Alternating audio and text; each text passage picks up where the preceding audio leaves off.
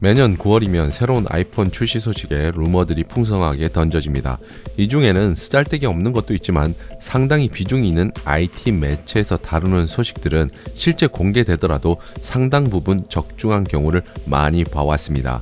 이런 이유에서 매력적인 루머 하나만으로 존버 여부를 판단하기도 하는데요. 하지만 올해는 딱히 이거다 싶을 만한 매력적인 루머는 찾기가 힘듭니다. 아이폰 11과 비교해서 크게 달라진 게 없어서인지 약간은 배신감마저 드는 게 사실인데요. 하지만 뚜껑을 열기 전까지 그 누구의 예상도 100% 맞다고 할 수 없는 만큼 키노트 행사를 끝까지 지켜봐야 할 것 같습니다. 올해는 대유행으로 인해서 온라인으로 진행되는 만큼 남다른 의미도 있을 것 같고요. 자, 그러면 현재까지 아이폰 12 관련한 루머들은 어떤 게 있는지 살펴보도록 하겠습니다. 첫 번째, 출시일 관련입니다. 일반적으로 9월 초에서 중순 사이에 아이폰 라인업이 발표가 있어 왔습니다. 올해는 대유행으로 인해 발표가 9월 초에서 중순 사이에 이뤄지겠지만 출시일은 작년과 비교해 몇 주 늦게 나올 것으로 예상됩니다. 그것도 두 차례에 걸쳐 모델별로 차등을 두어 출시될 것으로 보이는데요. 구체적으로는 아이폰 12 일반 모델과 아이폰 12 맥스가 10월 2일에 사전 예약이 시작되고 10월 9일에 정식 출고될 것으로 보입니다. 이것은 미국 기준이고요. 프리미엄급 라인업인 아이폰 12 프로와 프로 맥스의 경우에는 아이폰 12 일반 모델이 정식 출고 일주일 뒤인 10월 16일에 사전 예약을 진행하고 10월 23일 개통이 진행될 것으로 보입니다. 또 다른 의견으로는 아이폰 12 맥스와 프로가 먼저 나오고 일반 모델과 프로 맥스는 나중에 나온다고 하는데요. 날짜 관련해서는 의견들도 많지만 변수도 많기 때문에 현재까지 대략적인 예측일 뿐 변경될 가능성은 충분히 있습니다. 두 번째로 가격 관련한 내용입니다. 이것도 다양한 예측들이 존재해서 뭐가 뭔지 저도 헷갈릴 지경인데요. 이렇게 된 결정적인 이유는 5G를 선택하면서부터입니다. 부품 공급 업체들이 제조 단가를 맞추는 데 어려움을 겪고 있다고 하는데 적정한 수준으로 공급하기 위한 애플과 부품 업체 간의 팽팽한 줄다리기를 떠올려 볼 수 있을 것 같습니다. 현재까지 나온 내용을 정리하자면 아이폰 12 일반 모델은 $699에서 $749, 아이폰 12 맥스는 $799에서 $849, 아이폰 12 프로는 $1049에서 $1099, 아이폰 12 프로 맥스는 $1149에서 $1199입니다. 세 번째로 디자인을 보면 전작과 비교해 크게 달라진 것은 없을 것으로 예상됩니다. 약간의 변형 정도를 생각해 볼 수 있을 것 같은데요. 외형은 아이패드 프로, 아이폰 4와 비슷해서 애플이 감성을 자극하는 게 아닌가 싶은 생각이 들기도 합니다.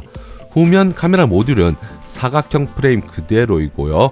TOF 센서가 장착될 것으로 예상됩니다.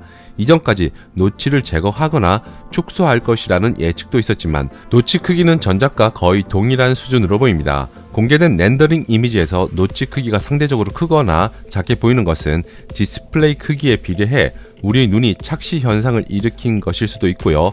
한 가지 불행한 소식은 이런 노치 크기를 아이폰 13에서도 그대로 유지할 가능성도 있다고 합니다. 이렇게 되면 존버할 이유가 확 사라지는 것이 아닌가 싶은데요. 한 가지 긍정적인 소식이 있다면 트위터리언 에브리 애플 프로가 유출된 사양과 렌더링을 바탕으로 3D 프린터를 출력한 결과 5.4인치 크기의 아이폰 12 일반 모델은 아이폰 SE2보다 전체적인 외형이 더 작아질 것으로 보입니다. 이것은 아이폰 SE2의 투박한 디스플레이가 마음에 들지 않았던 유저들에게 존버할 수 있는 이유가 될 것으로 보이는데요. 아이폰 12 일반 모델의 가격도 아이폰 SE2와 큰 차이를 보이지 않기 때문에 저렴한 모델로 바꾸고 싶었던 유저들이라면 노려볼 만한 모델이 될 것 같습니다. 네 번째는 카메라 관련한 소식인데요. 재미있는 것은 애플이 64메가픽셀 센서를 테스트하고 있다고 합니다. 이것은 삼성이 메가픽셀 센서 시장에서 단독 플레이하는 것을 저지하기 위한 나름의 노력으로 읽히는데요. 아이폰 12 시리즈에는 1200만 화소의 더 큰 센서를 채택할 것이라는 소문이 돌고 있는데요.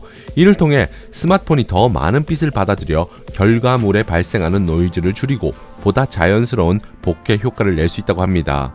고배율 망원 렌즈가 들어간다는 이야기도 나돌았지만 물리적인 줌 대신 소프트웨어적인 줌 기능 채택에 더 무게가 실리는 분위기입니다. 초광각 카메라는 f1.6의 35% 정도 더 넓은 조리개를 가져 많은 빛이 센서에 도달할 수 있다고 하고요. 아이패드 프로와 동일한 라이다 센서를 후면에 추가할 것으로 보입니다. 이와 더불어 TOF 센서를 통해 주변 환경과 물체를 정확하게 스캔하여 사물 측정을 보다 정확하게 할 수 있을 전망이고요. 여기에 4K 슬로우 모션 기능도 있는데 초당 240프레임 속도로 녹화하여 최대 8배 슬로우 모션을 구현할 수 있다고 하는군요. 이런 기능들은 5나노미터 공정으로 제작되는 A14 프로세서가 처리하여 일상을 색다르게 담는 데 유용하게 쓰일 전망입니다.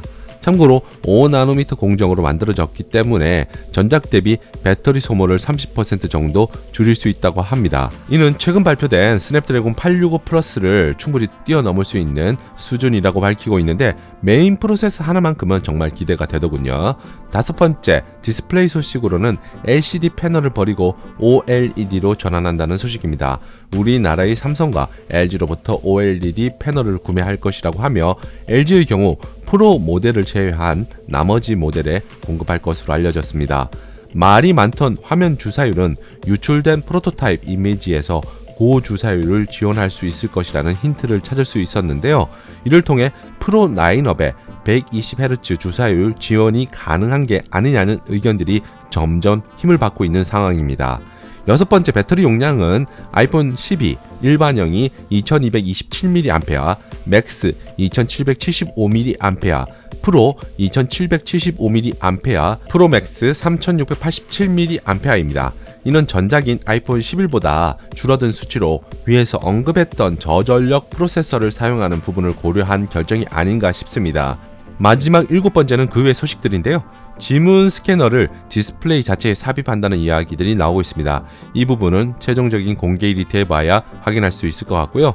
네트워크 방식은 전 모델 5G를 채택할 것 같은데 일부 변형 모델이 4G를 지원할 수 있다는 이야기도 들려오고 있습니다.